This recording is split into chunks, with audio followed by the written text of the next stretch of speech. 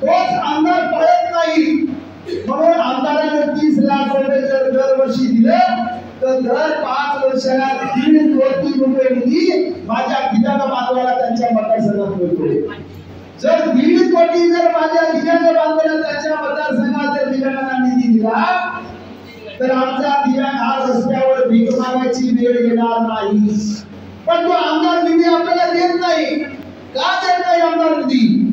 आमदाराने त्यांच्या संस्था असतात, सेवाभावी संस्था, त्याच्यामध्ये अपंग शाळा असतात, मतिमंद शाळा असतात, दिव्यांग अपंग धर्मशाळा असतात आणि त्यांच्या शाळा असल्यामुळे तो निधी त्यांनी तिकडे वर्ग केला जाते आणि खऱ्या दिव्यांगाला त्याचा निधी मिळत नाही.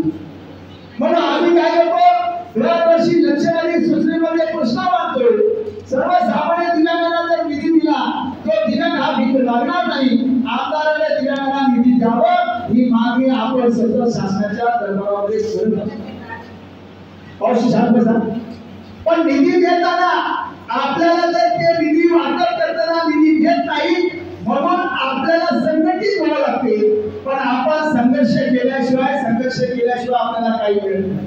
उदाहरण घ्या, आपली आई जन्म घातलेली आई आहे आणि आईला जर आपण जेवायला मागितलं एका वेळेला आपली आई जेवायला देते का?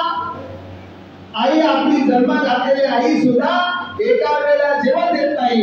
आपण 2 वेळेस आवाज देतो आणि 3 वेळेस आवाज दिल्याने आई म्हणते तुला धर्म कसं सावरणार, ताट वाजू दे म्हणजे हातावर काम आहे आणि मी तुला ताट वाजू तर तुला धर्म कसं सावरणार आहे. ही जन्म दिलेली आई जर म्हणत असेल तर या उपकरण शासन प्रशासनाला आपली जीव येणार आहे का?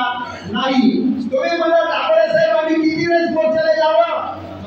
तुम्ही उदाहरण घ्या, आपल्या शेतामध्ये आपण केल्यानंतर किती वेळ शेतामध्ये जातो मित्रांनो? शेतामध्ये आपण काबाड कष्ट करतो, रात्रदिवस आपण शेतामध्ये पेरणी केल्यानंतर लहान लेकराला जसं आपण ते करतो तसे ते पिकाचे मोठे होईपर्यंत आपण त्याचा कष्ट घेतो. पण शेवटी